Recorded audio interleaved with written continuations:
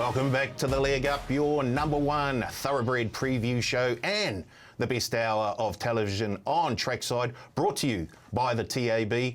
Now, regular viewers will probably notice I'm usually there. I've been pushed 3 wide the trip today with no Thad Taylor on board, which probably means a lot of you grumpy old buggers will be tuning off right now. But I can assure you he will be back next week. Someone who is in studio, though, a very good friend, Stephen Hunt. Good morning, Stephen. Morning, Paul. Yeah, great intro, and I love this extra space. None of these broad shoulders around with Thad Taylor, but look, a deserving week off for the man in the hot seat. But yeah, looking forward to a massive weekend. We've got 2 meetings if you're watching the show live on Friday today, and then we've got plenty to look forward to, including the Easter Handicap at headquarters on Saturday. Before we do that, let's look back to last week, and it was Hawke's Bay Cup Day at Otaki. Yeah, really good meeting. Track played A-OK considering the amount of rain that fell on Monday and Tuesday leading into race day, but Platinum Attack, we'll talk about his performance in terms of numbers later in the show, but a deserving win for a horse that is really at his peak as we speak right now. Platinum Attack winning back-to-back feature races, but also Crouch, a deserving win for the horse. It's been knocking on the door of our staying races, the Wellington Cup, the Alpuni Gold Cup, and got the job done in what was a very competitive open handicap. But I love the ride from Chris Dell. When the race really did slacken off mid-race, a horse that doesn't have a short sprint, a long sustaining sprint, and Chris Dell elected to push forward, put the horse second outer, controlled the race and took off at roughly around the 600 metre mark and won a really good staying event. So all bodes well for that horse if they want to push towards Victoria, but yeah, a deserving win for Crouch at a nice part of the carnival. Yes, I know someone who's very, very interested in the fortunes of Crouch as we head north to the artist formerly known as the Hawke's Bay Homeboy, now with the moniker of the Waikato Wizard, our good friend Brendan Popplewell, BP. Hello team, yes, Crouch was good. Posty was able to deliver for us there with that winning ride in Chris Dell, and just had good form on the board, and you're able to take advantage of what was a nice price on offer. It was a really good racing weekend, and Platinum Attack was something else as well with what we saw with that winning performance. But overall, I thought the day was a really good day to sit back and watch, and we look forward now to what's a very strong weekend of racing. Ellerslie has 3 good feature races to talk about there. We know the track's going to come back despite a lot of rain that has fallen in the last 7 days. So, yeah, good excitement around the autumn feature coming up out of Ellerslie this weekend. BP, before we move on to Ellerslie this week, I hope he wins, doing the Australian New Zealand Oaks double. How impressive was she? Well, she was bang on the mark, wasn't she? And I think I was always pretty keen to be able to forgive her first up run over in Australia because it was coming back from 2,400 metres around Rose Hill, and you just had to trust that Waller and McDonald were going to have her in that right spot when pushing towards an Australian Oaks. He rode her nice and quiet, like we have seen her in her winning performances here through Sir Patrick Hogan winning in New Zealand Oaks. That's how she loves to operate. Sits back and really, goes straight on by. And we saw that in her 3 stakes winning performances here in New Zealand. And yeah, she will do us proud, and we look forward to seeing what she's got on offer as a 4-year-old now. That will be that next step. It's always hard to be able to step out of 3-year-old classic racing to see what we have as a 4-year-old. But look, everything's in place, so hopefully that she can, run some of those Cups races next season with a lot of distinction. So yeah, looking forward to that. And boy, do we have to mention it? But I mean, the Warriors were quite good as well, I thought, on the weekend. Justin Evans, Melbourne Storm, couldn't make it 18 in a row, unfortunately, for them against the Wars. I think the Storm would just like to make it 1 out of 5. They're on a bit of a losing streak at the moment. BP will stay with you for Maiden of the Week, and there were a number of very, very impressive performances over the past 7 days. There were, but we're going to go with the race that we had as our extra race last week here on the Leg Up, and that is Dakota. This was a very good performance, because got back. You would have had sweaty palms at one stage if you were on at the $8, but I guess if you trusted Ash K off the trial, because it was a beautiful, quiet trial, the trial was able to hold up too, because the other runner in Tunavai is probably a runner next start to the races. A little bit of a bumping war with the one that you liked in the race, Paul, and Student of War. But despite all of that, she still gets up and puts her nose down to win the race. It was a heck of a performance, really, from her. So, 3-year-old filly that was able to win the first race of the day. Really happy to make her the maiden of the week. And I think we might be able to follow those runners that have run second and third in that race too. But even more importantly, give her a nice follow through what's in front of her for the autumn. Rightio, time for us to get to the action this weekend, Steve. And I guess, do we have some drone shots of Ellerslie? You're going to give us weather and track conditions? Surely we can get. Yes, we do, of course. I don't think that's live, but a lot of rain during the week. And yeah, it's brought into that soft 6 range. Now, the crucial part about this, Paul, was the rail's back in the true. The previous meeting, the rail was out 8.5 metres, and then you go back to the early part of March where it was Champions Day. On that occasion, was out 3 metres, the rail. So back in the true, significant. And as I say, I reckon the sweet spot, knowing that it was out 8.5 metres, I reckon the sweet spot in terms of the fast lanes in the home straight will be between lanes 3 and 8. And all in all, if you want to be within 3 lengths off the leader to the 600-metre mark and 1 off the rail is also crucial. But overall, yeah, race tempo will be crucial. Righty-ho, we're going to have a look at 4 races, Ellerslie, this Saturday. Steve, the market for race 7, the Group 3 Manco Easter Handicap over the 1,600 metres. Yeah, competitive race, which you always find in these open handicap features. Headed by December at a $5 quote. Opened at $5.50, just in half a turn. Equal favourite with Ellerslie, Lupo Solitario at $9.50. Then you've got double figures around Amiga Boy, a Cannon Hill, a Churchillian at $11 off a peak of 12, a Mollified 11. Top Shelf has been spec. Just a very compressed market if you want to shop outside the top 2. And best of the rest is Master Fay at 15. If there was a slight lead, it is with December versus Ellerslie, but overall, they are the 2 best back runners, so punters electing to gravitate towards the point end of the market. Well, Ellerslie, one of the joint favourites in the Manco Easter Handicap, and BP, we're going to have a look at her run in the Waikato Thoroughbred Breeders. And look, this is a good run because it's a heavy track. The stablemate stays closer to the rail, and I still think there's enough merit in her performance here because if you watch her a stride or 2 past the line, she gathers in the leader. Yes, heartbreak if you are on Ellerslie on this day to not be able to continue on that winning form, but it was a performance where you can say that she's heading in the right direction. Also, you go back to her win at this venue 2 starts ago on Champions Day where the track was rated a good 4. What a win. She showed really good acceleration to win that race. She wasn't missed by punters. She came in off the back of a long break between runs and she delivered a strong burst of speed to win first up. So she's got the right form angles. She's coming in here with just the 5 starts but 4 wins on the board. A little bit of a tricky barrier, but she's a horse that can settle, you know, sort of midfield, worse than midfield. And if they can find that right spot midfield and there's a little bit of happening up front for her, she has to be likely one of the main dangers in the race, even though she's very lightly raced. Steve, the next one we'll have a look at is the Flying Handicap.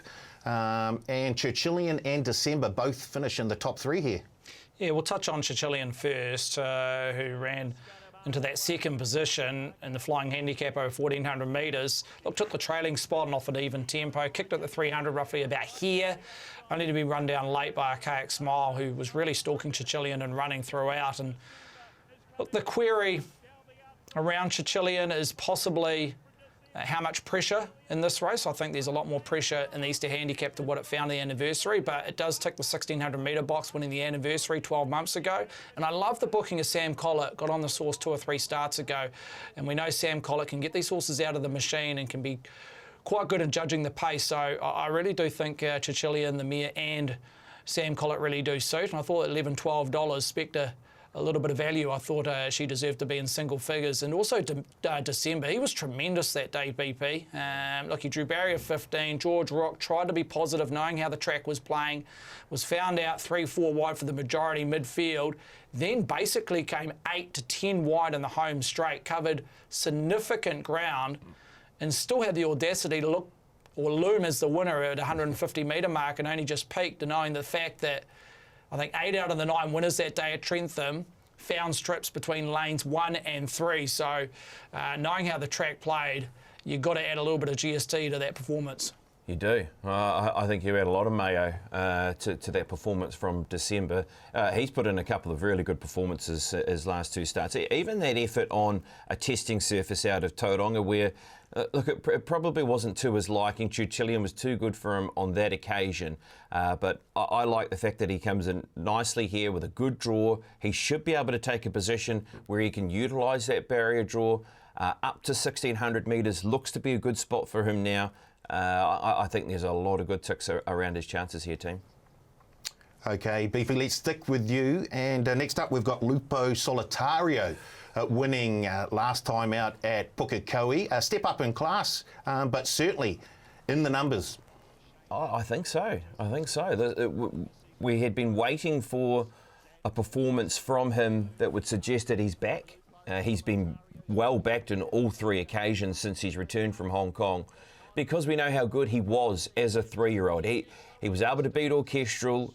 He was able to hit some really good numbers before he left for Hong Kong. And this just gave you that indication that he is back to some of his best form again, because he had to sustain a very long run to win this race. And Xantabulous has been able to be held up, burst between runners, and he's still been able to maintain his run. I thought it was a strong performance from him. Denisa Guy's had this race in mind, giving him good space between runs. He's been able to get in on the low weight. I really do feel as though he's a sneaky in the race, Stephen. Do you sort of sit like he's a hope here with what we've seen in his return? Yeah, and I think it's reflected in the market, $8, $9. I don't think they've missed him, Lupo Solitario. But, I mean, look, I've always had a lot of time for, as you have, BP, before he went to Hong Kong. Things didn't work out there, didn't climatise for whatever reason. He's come back.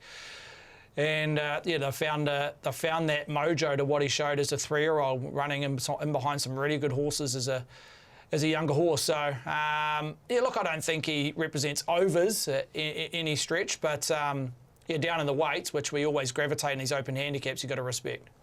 The final replay we're going to have a look at, Stephen, is the one of Cannon Hill and Master Fay winning at Ellerslie over 1,300 metres. It was a good effort this day. He was exposed from the 800 and still kept up a strong gallop to beat key rival Master Fay.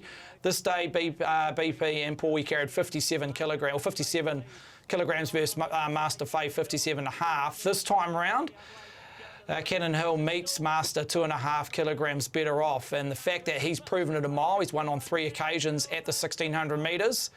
I suppose the only knock is barrier 1. He's a horse that if you go back and watch a lot of his replays / wins, he loves that clear air and down the crown of the track, and from barrier 1 I could see him being back 3-4 wide, buried in the ruck, so he will need a pinch of luck at some stage, Cannon Hill. And on Master Fay, look, he did win 2 starts back at 1,400, which was a tad surprising, but he has ticked that box. Now he's got to step up to the mile off a wide draw. I just can't have him. Even at the high teens where he sits in the marketplace, Master Fay, yeah, I just don't think that's a recipe I want to be diving into, the fact that he's unproven at the mile and he's had to deal with a wide draw. Before we get to our best bets for the race, we've mentioned quite a few runners. What about the CD visitor, Omega Boy? Oh, look, he's going to get a gun run. Opie Boston, soft draw.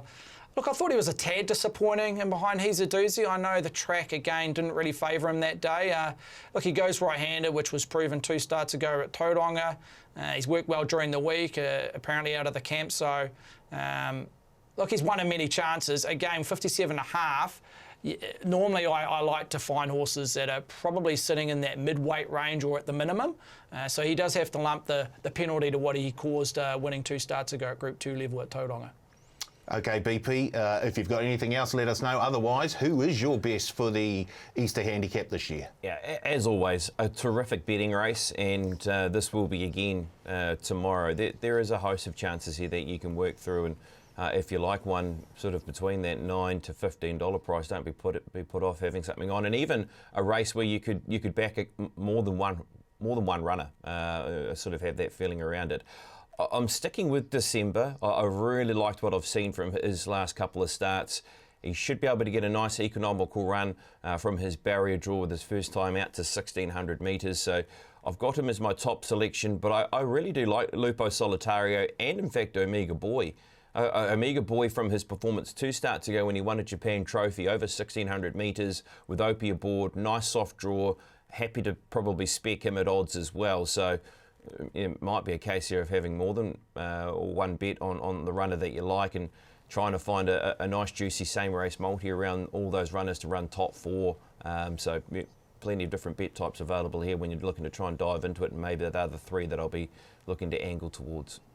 BP with another massive same race multi. Stephen, has he tweaked your interest? Yeah, I like December. I think he can tick that mile box. He basically carried a mile last start at Trentham. He had to be ridden in that way to try and get him into the race, knowing how the track played. But as it turned out, he probably covered 1,700 metres. So with a soft draw, George Rook knows the horse. I thought he deserves to be a lonesome fave, even though he shares that line with Ellerslie. But I thought Chichilian, if you want to include one exotic bet type, so I thought she represented overs. I thought she was one horse that could firm from double into single. She's versatile. She led 2 starts ago, dominant, beating December, which is a key rival in the marketplace, and then last start was able to take a sit in the flying handicap. I think she can put herself in the race, which is no knock at Ellerslie. So I think if you can work selections around December, Chichilian, who brings similar form references, you won't go too far off the mark. I've gone with number 1, Master Fay. Look, I think he will be getting back, but I think he can be finishing on over the top of them. Does have to carry the 58.5. But I think with Sam McNabb aboard, I think we're a chance there. Yeah, come see me, I'll give you a price. Righty-ho, it's that time again on the leg up where every single jockey in New Zealand is on the edge of their seat, hoping that they'll hear BP whisper their name. BP, it's Lance O'Sullivan award time. Hey, I got a lot of faith in you. I'll stick with you, kid, that's the bottom line. BP. Yep, we've got that illustrious award to be give away to Bruno Quiroz, and it was for his ride aboard Platinum Attack, and everything just panned out beautifully here with what happened up front, but also a key ride with what he was able to do to inch forward into the right position. He wasn't many lengths off them, and he was in that right position to strike at the 600 metre mark. Boy, I tell you, look, I was watching Kitty Flash pretty closely because I had something on, but I was also like, I think this one's the one you need to be worried about. And I know there was, I guess, worry throughout the week, and probably the worry for me leading into the race was how the track conditions were presented, say, on Thursday when it was a heavy 8, just how the track was going to come back. And we heard that as well leading up to Saturday, as if the track has improved enough for him, because he really does operate from a 5 backwards. But he was explosive, and Bruno was the key pilot to be able to get that from him. He's been able to run some great races in Group 1 races this season. Really, when you look at his Group 1 form, he's finishing 5th and 6th in our 3 superior Group 1 races. Stephen, he may not be far off, producing a Group 1 performance next season if he can maintain what he's shown in his last couple of victories. Yeah, and I think it's just, as you say, finding that balance, that right setup, needing conditions to suit, possibly the right track circumference. Is he better left-handed at places like Autaki or even down the chute? We know he's lethal around the chute, whether it's at Trentham or Riccarton. Is he as dynamic, right-handed as going Ellerslie? I know the camp are talking 1,400 metres, whether it's finding a race in the short term or definitely trying him out 1,400 metres next season. You look at the first Group 1 of the season, 1,400 metres weight for age. I think that's probably going to be at Ellerslie. Does that really suit him? I'm not sure, but we'll bring up the top performance ratings, Paul, from sprinters between 12 and 1,400 metres graphically here thus far this season. At the top, first 5 in the Telegraph recorded a 101 performance rating when winning in fantastic fashion. Platinum Attack now sits in that second line as the second best performance over 12, 1,400 metres this season. And that was on Saturday in the City of Napier sprint over 1,200 metres, a 100.5. Now, that doesn't sit in an island. He's got ratings around that 97, 98 range, so it's not one that really stands out from the rest. He's been thereabouts, but if he can replicate that 100 number next season, over 12 or even 1,400 metres, he's going to be right up to our Group 1 events. As BP mentioned, he hasn't been too far off, 5th in the 6th placing in a couple of our feature events earlier this season, but gee, he's flying at the minute, and that's reflected in the fact that Navigator ran second. Now, Navigator on the weekend didn't quite hit a peak, a 98.7 when running second the Telegraph. I think he hit 98.2 on the weekend. So, look, he's going fantastic, as good as he can go, Navigator, but he's just finding a horse that is in really strong form in Platinum Attack, career peak form. So, yeah, interesting, but at the moment, First 5 hits that bill as the number 1 seed, but Platinum Attack, and what we've seen in just recent starts, is right there. Lisa Latta, she's done a wonderful job with Platinum Attack. Well, he's been up for so long. You go back to Cup Week and what he was doing down the Riccarton chute. And look, she's freshened him up at different stages, and I think that was the dilemma whether she pushes on now. I think Brisbane's out of the play because he's been up for so long, so we may have to wait till next season to see him again.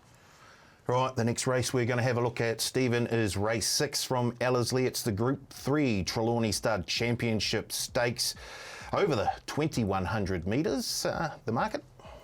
Solid Gold hits the market at $3.40 in front of Glance. Now, looking at those two as a whole in terms of the marketplace, Glance holds 5 times more money than Solid Gold. Look, Solid Gold not friendless, Paul, but Glance clearly the best back runner. King Jackal at $13, so a massive second division. You've got 2 in the standouts there, $3 and change, and then the next is King Jackal at double figures, 13. She has that quote with Celtic Tycoon, Lunar Man, La DM, who was an impressive winner, beat a lot of key rivals here last start, Waimea Bay, and also Fortune Cookie, who has drifted from 13 out to 15. So if you want to shop outside the first 2, there's some nice each way quotes, but as it stands right now, Glance clearly the best back runner. The first replay we're going to have a look at, BP, is the one of Solid Gold winning a maiden. She's a lovely, lovely filly, this one, BP. Look, she's really good. This was a performance where I think the team and George Rook just knew how good she is, and she had a bad barrier draw this day. She drew barrier number 10. They went back. She was wide, but it just didn't matter. They were able to ride her like the best horse at 1,600 metres around Ellerslie. And when she moved around horses, she just took off and she was too good for her rivals. She put a space on her rivals. She ran a good number. She's been very good this campaign, in fact, with how she's been hitting the line. And she was able to put it all together by taking out her maiden race at Ellerslie. And it really did set up for a springboard towards this race. Robert Wellwood spoke about that post her win there at Ellerslie 2 weeks ago. And she looks a main danger because she is drawn beautifully. She's drawn right next door to her main danger in the race, who's going up in distance as well for the first time. Actually, really looking forward to seeing these two fillies clash and her and Glance. But yeah, on that performance alone, with what we saw there from Solid Gold, ooh, she's a good filly and she's going to be awfully hard to beat. You mentioned Glance there, BP, and that's the next replay that we're going to have a look at, where Glance finished into 4th place and behind the likes of La DM and Celtic Warrior, Stephen. Yeah, look, I thought Joe Dahl gave La DM a peach of a ride this day. Drew barrier 10, showed early intent, sat second out and was able to control the race from there on in and fought off all key rivals, including Celtic Tycoon, who was very good from the back, coming down the crown of the track there, running home the best last 8-6-4 splits. And then there's Glance, who was very unlucky. He didn't have to be Stevie Wonder to work that one out. But look, there was probably an opportunity for Michael to come to the outer part of the track, 50 metres before the home bend. But look, to be honest, when Michael's given that opportunity, he gets it right 9 out of 10 times. So no knock having him back aboard on Glance. And I think the step up to 2-1 should suit the daughter by Zavabeel, and I think she's a deserving candidate to challenge favouritism. I probably see her starting favourite, in saying that I don't think her price has been missed at $3.60. It's probably a side of where the other filly drifts in Solid Gold. But all in all, the market's telling us in the first, 48 hours of trading that she's the horse to beat, Glance. BP, next runner we want to have a look at is Waimea Bay, finishing 4th last time out. Yeah, in the Wellington Guineas, and this was over the 1,600 metres. And of course, 2 starts ago, when we saw her compete beyond 1,600 metres for the very first time, was in the Waikato Guineas, a race that was won by Autumn Glory, but really a race that was just best forgotten with how she performed that day. They hustled forward and it was just a race that was not hers. They tried to overcome a bad gate, and so yes, you might look at her record beyond 1600 metres and think that wasn't a great performance, but I just feel as though that she's better ridden quietly. They'll give her that quiet trip here on the weekend, and she was working home through the line there over 1600 metres. Look, very similar to the stablemate, to be honest with you. They're both sort of matched in terms of their ability. This horse has been up and running through the summer period, where we saw her running a very good second. Was it Trentham, wasn't it, when she ran second? Was it a Lowland? What was the race again, Stephen? It was the Desert Gold Stakes, that's right, and behind Fairy Dream, where she finished into second position. So she's shown her quality already throughout the summer. So she's got black type next to her name, and should be one that'll be just sitting worst in midfield and looking to try and close late. Stephen, the last replay that we'll have a look at features King Jackal, trained by Alan Sharrock, and Courtney Barnes will ride this Saturday at Ellerslie. Look, a day we've made comments already on that played up and in, but look, even though he was positioned midfield, King Jackal, Kelly did have the 3-year-old in Rails and Run, which I thought was a key asset on the day. And in the home straight, I probably felt he was inside that inferior ground, so no knock how he was presented and ridden on the day and how the track was playing. I thought it was a really good effort running into second. He's got plenty of upside, comes out of the right barn. Look, Geneva, the winner that day, was very dominant. Rory Hutchings gave it a purple peach of a ride. But look, if Geneva was starting in this race, Paul, to be fair, he would be a short price fave. So I think that's good enough form. And on ratings out of that particular race, there's argument that King Jackal should be single figures. The knock, when you're diving into his price at whatever quote, is the wide draw first time right-handed up against some Northerners, which it's always hard to assess when lining up the form. So I can understand why the bookies have got him at double figures, but on ratings, and if you're in that line of thinking, he should be a little bit shorter from what he produced at Trentham. It sounds like you're just trying to push him as a wee bit of a value runner there, Steve. Well, look, like I say, he comes out of the right barn. Alan doesn't venture too much to Ellerslie unless he thinks he's a genuine winning chance. So you've got to respect that. The wide draw is an issue. Where does he map? He's a horse that probably finds himself worse in midfield. So he'll need race shape and everything to suit to get his best opportunity. But like I say, he's got upside. OK, back to you, BP. What's your best for race 6 at Ellerslie this Saturday? Yeah, the map's actually quite messy, isn't it? Trying to work that out and who pushes forward and sort of what the tempo of the race is going to be like. I know Stephen Marsh pushed forward with La DM over 1600 metres from a wide gate, and do they look to do something similar again for first time over ground with that horse? So, yeah, map's a bit messy, but the two favourites are drawn in very favourable positions, so they should be able to be in the right half of the race at least, and if they can utilise their draws and take a good spot, I think that's the key for them to be able to position up if the pace is not there around the championship stakes. I like Glance. I'm also keen on Solid Gold, but I'm liking Glance because we all saw how unlucky the horse was, how superb she was when she won first up out of Popplewell Park. So I'll go as my top selection. I think Solid Gold's a really strong contender though, and if you were looking for something else in your same race multi, I'm trying to find one of those last up maiden winners or a horse that performed well. Well, Wolf God, I thought, was very impressive on an off-track last start to the races on conditions. On a big striding horse like him, that didn't suit. I'm looking forward to seeing him over further distance. Opie takes the ride. He's got himself a little bit of a sticky gait, but I'd imagine they'd sort of ride him quite neutral. So maybe he's the one to try and spice things up if you're looking for the exotics. Stephen, your best? You don't worry about the speed. Super Bus, who needs a scratching or two to get into the race, he could be a pace influencer, but outside there, I reckon the lead's there for La DM with blinkers going on this time round. This filly didn't wear the blinkers, sat second outer when ridden in a positive fashion by Joe Doyle. So I wouldn't be surprised from a wide draw. They look for the copy and paste job from what unfolded last start, but the lead could be there. They may not have to sit second outer and control it over the 2-1. So that comes back to Glance. Her last two starts, I know it's only a small sample size, BP, but from barrier 2, it is important that Michael can somehow get this horse forward to midfield with a little bit of cover. Ideally, stay off the rail, but She's been a little bit slow out of the barriers in her first 2 runs from okay draws, I think from 6 or 7 from memory, so they haven't been car park marbles, and she's got back last in running. So it's important from that draw, if we're talking about the lack of tempo throughout running, that Michael can hold a spot from barrier 2. Yeah, it is, yep, for sure. And he'll be all over that. He'll know that. He's a man who does his form and assesses it all. So, yeah, he'll be scouring through the form and working out his best chance to be able to make sure that it's a winning performance for her in the Trelawney Stud Championship Stakes. But it's a good addition. It's a good even edition of the race, and a chance to be able to find out where some of these horses are at very quickly with the likes of Glance, who's only having her 3rd race day start, and Solid Gold, who's just picked up that maiden performance. So, good chance to see where some of these horses are at, and maybe do we then see these horses look towards Brisbane? There could be an opportunity for horses to head that way if they perform well here.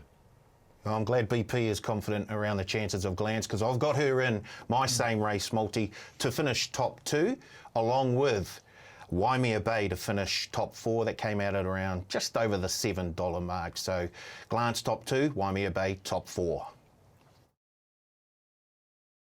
Stephen, this is the part of the show that you love, I know. It's where we find out whether we wait or we jump. It's yeah, nah time.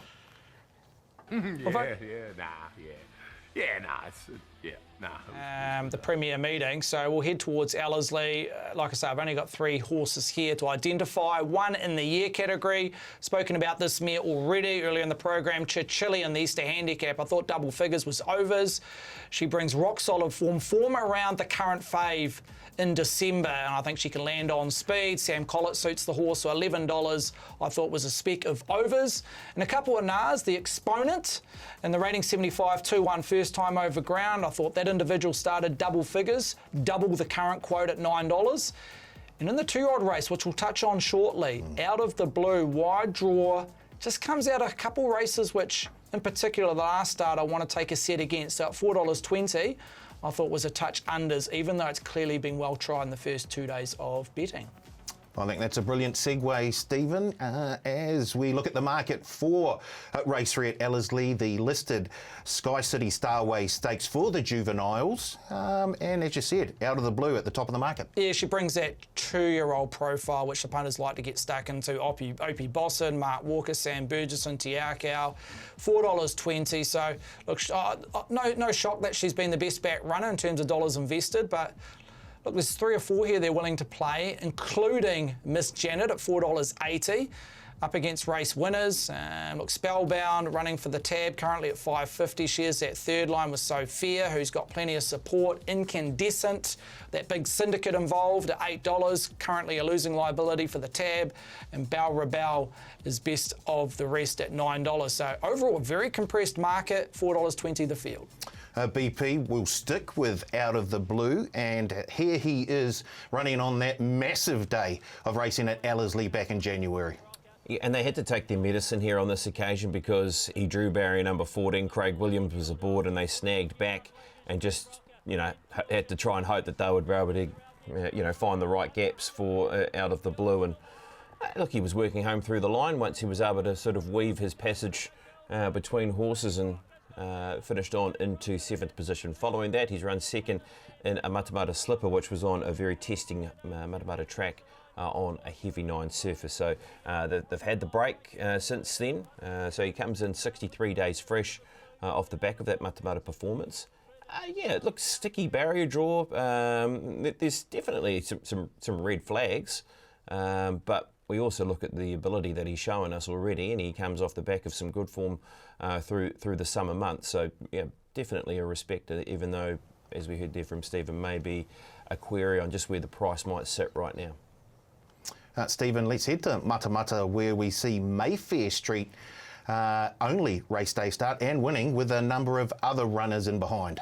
Yeah, look, to be honest, I'm a bit sceptical about this race as a whole. Look, Mayfair Street led at a fraction below even tempo in terms 2-year-old standard, kicked away to win by a short margin over the 11.50. Overall, a very bunch finish. Miss Perner, First Light have since run below betting expectation coming out of this race. So, yeah, a little bit of a red flag in terms of the overall form race. But one thing I'm confident about is Miss Janet, who ran into third there, was clearly the run of the race. That's taking little away from the first two, the first and second horse. But the fact that what we didn't see in footage there, the horse missed the start, covered extra ground, took off at the 600 when the pace really was put on, and still had the audacity to at least hold its ground and finish in the third place, and probably looked the winner at 200 metres. But no surprise, just peaked on its run, Miss Perner. So, sorry, Miss Janet. So, yeah, look, a softer draw here, Miss Janet. Again, up against race winners, not easy to do for 2-year-olds, but comes out of the right barn to be doing the job. BP, next up is Spellbound, who we haven't seen at a race day start since the beginning of January, but this is a trial around a week and a half ago. Yeah, nice trial. Nice trial to set him up for this. 107 days since his last performance, as you said, Paulie, when we saw him on New Year's Day. He was good enough to be stakes placed last season as well. Of course, you go back to that Counties Challenge Stakes where he did run third behind Diarmas and Harvey Wallbanger. So, you know, all that form looks pretty good with what he was able to show us there. And then a couple of defeats following that. So freshened, good trial, came through underneath horses, was pretty kind on the line. So drawn nicely. You'd imagine he'll be a horse that will be potentially looking to go forward in this race. Mayfair Street went forward obviously last time to the races, is drawn on barrier number 2 on that occasion. He's drawn out, but do they still look to push forward with him? So there does look to be a little bit of speed on paper, as you'd expect for a 2-year-old race. Sir Richie took his trailing spot in that Mayfair Street race. He's drawn low. They might look to push forward, and I think Miss Janet will be pretty keen to be able to try and hold that position from barrier number 1. But yeah, what we've seen from Spellbound, there's a little bit of support in the marketplace for him, and off the back of that trial, why not? Stephen, last one that we'll have a look at, we head back to Pukekohe, where we had the likes of Sophia winning and Incandescent in behind for third. Look, to be honest, Paul, I thought this was the A-grade form reference leading into the race. I know a few horses come out of stakes races, but look, Sophia was very good. Untapped, 2 from 2 on debut, bet sweetest thing. We know that form's been upgraded. And again, the most latest performance when winning here at Pukekohe over the 1,200 metres. The place getters and Samashima, Incandescent were both impressive debut winners and have since competed at stakes level. And then you go back to that horse that finished, I think, in 5th placing in the end, and walking in Memphis, coming out and winning 8 days ago at Otaki in very impressive style. So look, I believe, and the ratings might not be there quite yet, but I just feel in terms of an overall form reference and what the horses have done out of this race and leading in, I thought that was the A-grade form heading into the stakes race on the weekend. Okay, BP, fascinating edition this year of the Starway. Which way have you gone? Yeah, and just one thing around that too, that performance there by Sophia.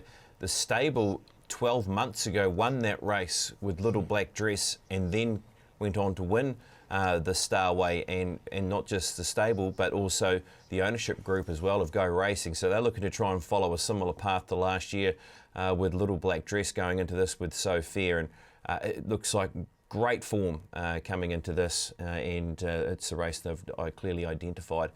One video we didn't show is the Belle Rebelle performance out of Pukekohe Park, and again, there was a lot of good 2-year-old trial form and reputations going into that, and I was really impressed with how she won on that occasion. She's gone to the trials and won again since that effort. She's drawn low, musser aboard. I thought there was just a speck of overs there available on the each way around her, so happy to play that runner, and also Miss Janet, because I think Miss Janet from barrier number 1, off the back of a nice run first up, can get in a better position to as they were compared to last time to the races. So happy to play both of those on the each way, and maybe play a little both of them to run top 4 in the same race multi.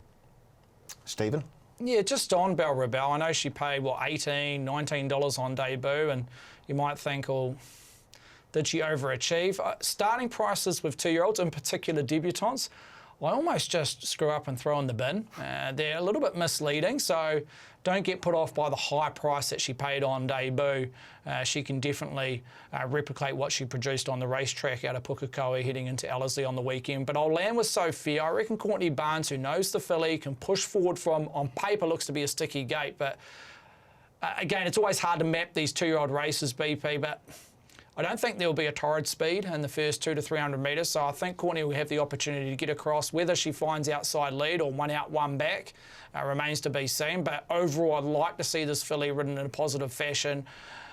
She's unbeaten, so it's really hard to knock her 2 from 2, and she just brings the right credentials, right form reference, which has been upgraded in recent weeks. So I'll land with Sophia, but a bit of respect around the Go Racing stablemate, who's got a nice draw to work with. But I'll go with Sophia and just take a little bit of a set against the Te Akau trained galloper, who just comes out of, I don't know, just the Karaka Million this year, BP. It hasn't been as hot as what we've seen recent years. It's not the race that you automatically want to identify leading into our Group 1s that have unfolded in previous weeks.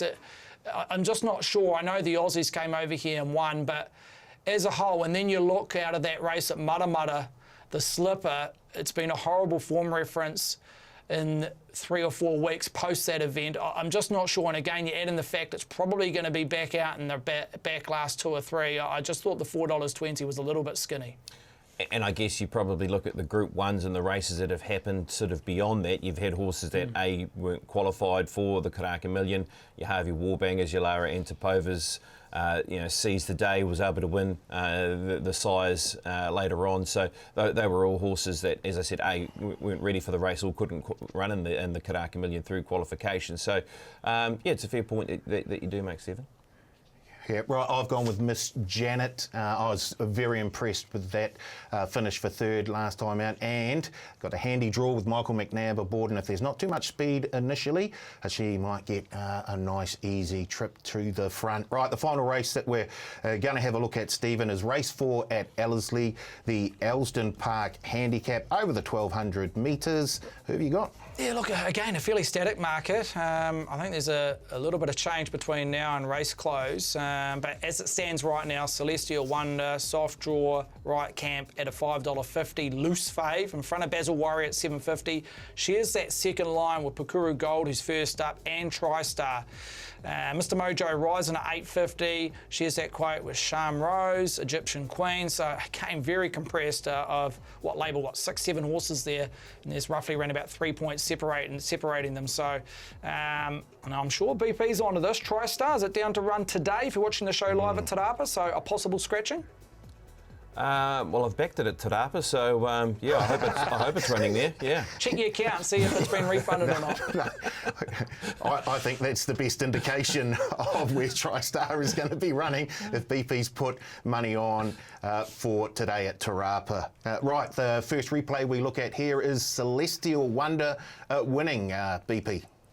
Yeah, she's a speed horse, isn't she? She really loves to get up on speed and run along. She did so when she was able to win fresh up here out of Ellerslie. She jumped from, was it barrier 14 on this occasion, where she was able to jump and run and win and hold out her rivals. She's had one following start, which was back in October, so she's had a good break in between runs. It's 175 days, a trial to get herself ready, but she has course form at Ellerslie. She's the ability to win first up, and she has a low barrier draw. So there are a couple of really key factors around her running a race. So I thought she was a good prospect, along with the stablemate who's also drawn well, but we'll talk about that runner shortly. But I've got Celestial Wonder in my numbers for sure, just with the record that she does bring. Stephen, next up, we're going to have a look at a trial where Mr. Mojo Rising and Pukuru Gold feature. Yeah, Mr. Mojo Rising wanted to get on with business over to the 1,000 metres at Avondale a couple of weeks ago, and led, dominated, ran time, broke 60 seconds.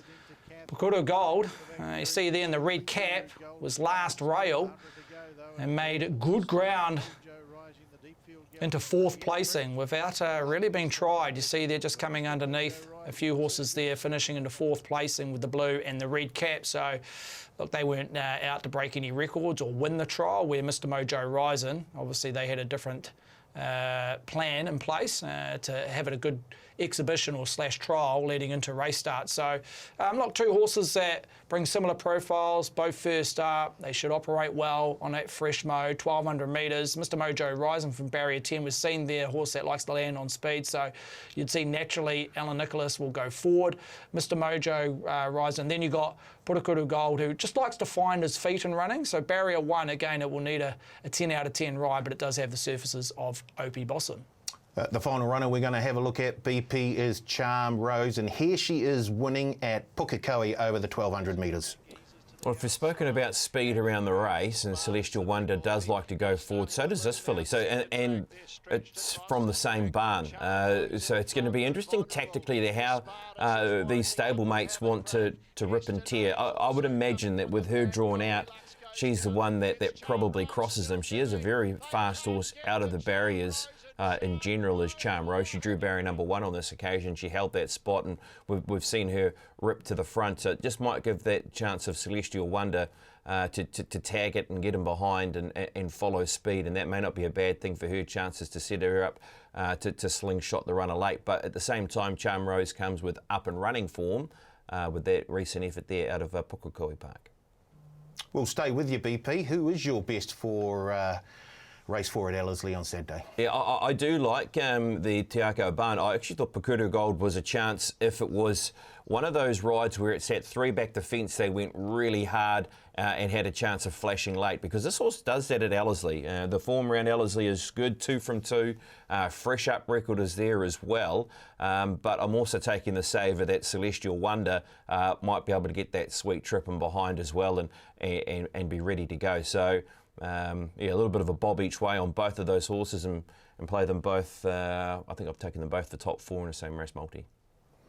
Indeed he has, Stephen. Stephen? Yeah, I'm in agreement. Popplewell Gold first up. This will be a good training feat and a good ride, as BP's alluded from barrier 1, but again, Opie Bosson to ride. But the fact that it's going to be a fast run, 1,200, so off a soft trial, the horse may have to do a little bit of work just to hold a spot and not get detached from the rest of the field, because, as I say, they're going to go at a nice clip here over 1,200 metres. So if he can hold a spot round about midfield and be in striking zone at the top of the straight, he still needs to have the fitness level to finish over the top. So that would be my only query, but again, comes out of the right camp, and I'm sure they would have had this race identified to go ready first up, knowing what his record is at Ellerslie. So Popplewell Gold, I'll go nicely each 1x2 play.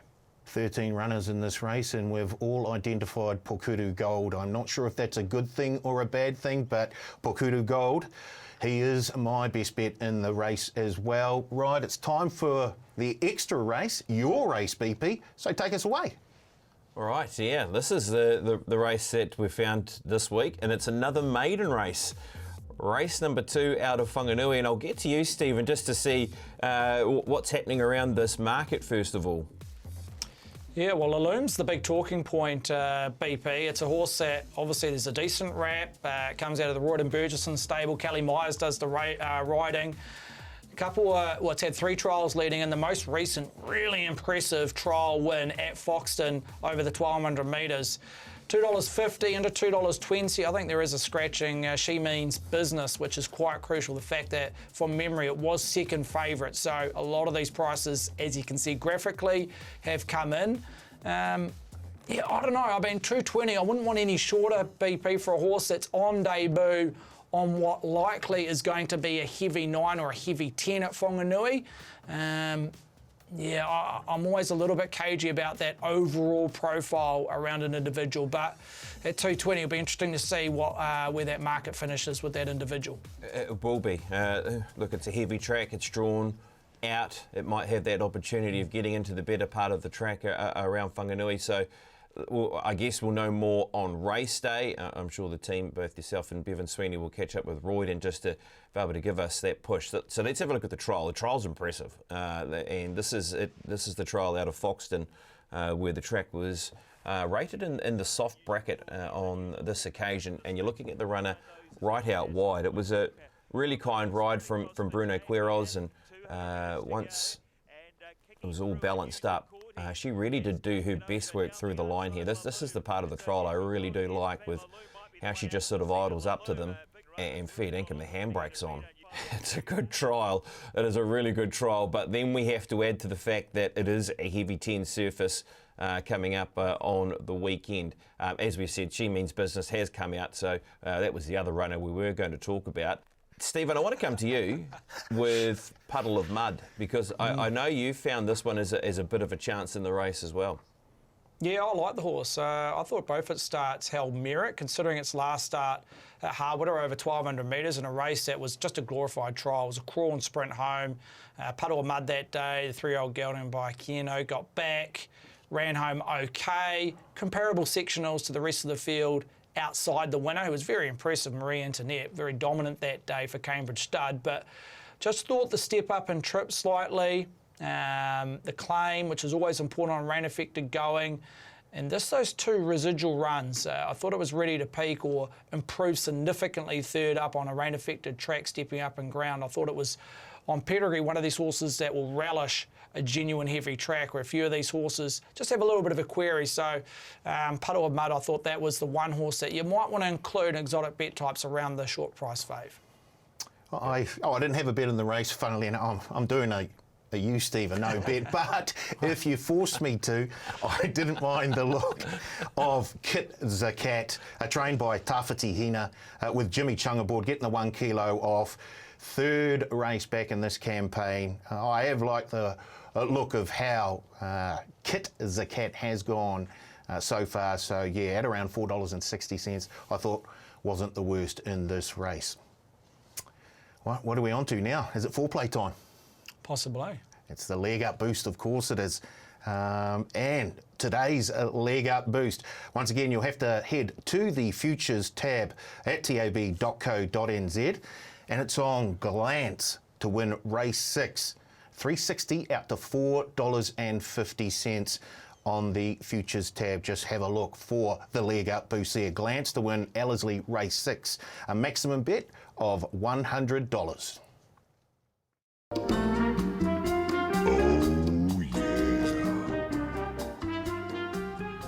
It's foreplay time once again, where we give you our 4 good things of the week.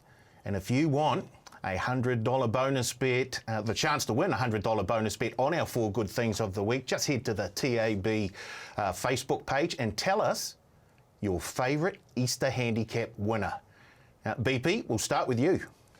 All right, team, I'll face the new ball, and we'll go first race Ellerslie. Castle Rock, top 4 at $1.70. Been very impressed with this horse's 2 winning performances, especially that last start effort in rating 65 grade. We know Trelawney Stud, the ownership here of this runner, and of course it's their day with the championship stakes. So let's go with their runner in the first, Castle Rock, to run top 4 at $1.70. I'm going to head to Ellerslie race 2. It's the My Racehorse 1,200 metres, rating 65. And I really do like the look of Thumbelina, who has just gone favourite in this race at around $4.20. All we need is a top 4 finish from Thumbelina at around $1.60. I'll go to the CD. I'll stick to the home ground there. At Whanganui, race 2. We've just spoken about this individual, Puddle of Mud. Like the step up, I think it'll relish the conditions, live right up to its name. Top 4 at $1.40. Thad has chimed in as well. He's going to head to Whanganui just like Steve has. Race 7, and he likes the look of the Royden Burgesson trained 2 Sweet to finish in the top 4 at around $1.50. If that $100 bonus cash foreplay multi does get up, that could return just a tick over $470. It's best bet time. So I guess before we head to our best bets for this week, let's have a look back at what happened last week. Oh dear. I'm going to go to Otaki in race number 5, and really like the fresh up runner in Kitty Flash.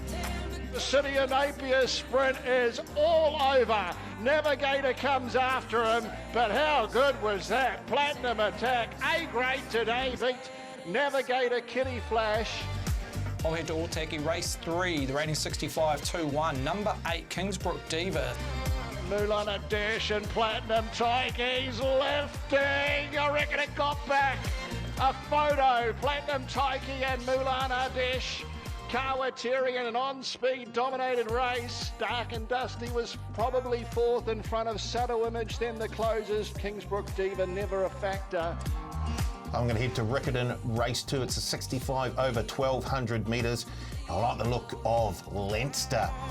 Leinster trying to probe out underneath a bit. He's coming home well also. It's Brutal Riff and Leinster. Pure Artist going through his gears now down the outside. Brutal Riff, Pure Artist goes to it on the outside, and Pure Artist, he'll get there on pure ability. Pure Artist beats Brutal Riff. Third Leinster. I'm going to Riccarton, race number 4. It's the rating 75 1400, and I'm with the Terry Ray trained Boss in High Heels. And battling on then is Boss in High Heels, 100 metres to go. It's all over. The bookies, they're screaming, no Tina, no. But the punters, they're screaming, go Tina, go. It's Iron Hawk by 3 lengths. Iron Hawk will beat home. Cool and Fast, third Vivacious, fourth maybe Boss in High Heels.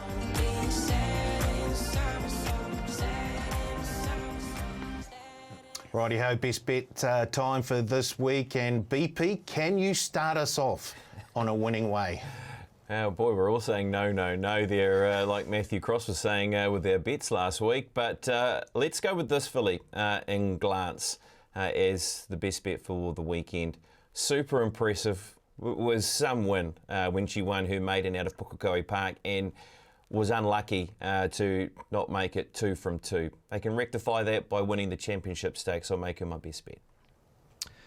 Yeah, I'll stick to Ellerslie, race 2. The rating's 65-12. Number 12, Thumbelina. 3-year-old filly taking on the older horses, but gee, I was taken by her last start maiden win. She was 3-4 wide for the majority and still kept up a strong gallop to be a dominant winner at Pukekohe over this distance. So, look, soft draw, Craig Grill's on. The overall profile I'm loving. Thumbelina is my best for the weekend. I'm going to head to Whanganui, and race 5 is over the 2,060 metres, and it's a race where Lisa Latta plays a very, very strong hand, and I'm going with one of her runners, number 2, Damiano, who won here last time out, and I think with another similar run, we'll be back in the winner's circle. Damiano. Thad.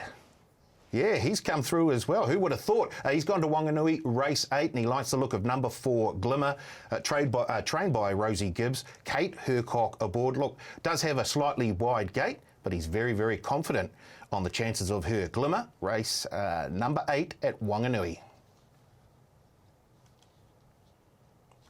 Right, it's promo time, and usually Thad throws the promos to me. Do I throw them to you, or do I stay with them, Steve? You stick with them, even though you still get them wrong most of the time. Let's have a look at this week's promos. We've got a bonus cashback promo on selected races at both Ellerslie and Randwick. A second or third up to $50 in bonus cash. And of course, we will obviously have an odds surge. And that odds surge will be on every single race at Whanganui this Saturday. Maximum bet up to $100. I think we had we've got a special promo as well. I don't know if we're going to have a chat about it. I don't know if we've got time to chat about it, but we should mention the Quokka. And of course, Trackside has a slot there, and running out of that Trackside slot is Jettabeel, Steve. Yeah, $15 shot. This is apparently a little bit of track work during the week for Jettabeel, who runs in the Trackside slot and Perth Racing slot there. Look, competitive race, and we know a few of these horses that are going to be up against Jettabeel, including Jigsaw, who, as we know, won the Railway at Group 1 event on Karaka Million Night, who's right in the market at 4.8. Jigsaw there at 4.8. Current favourite is Calibus and Ray Mario at $4.60 each of 2.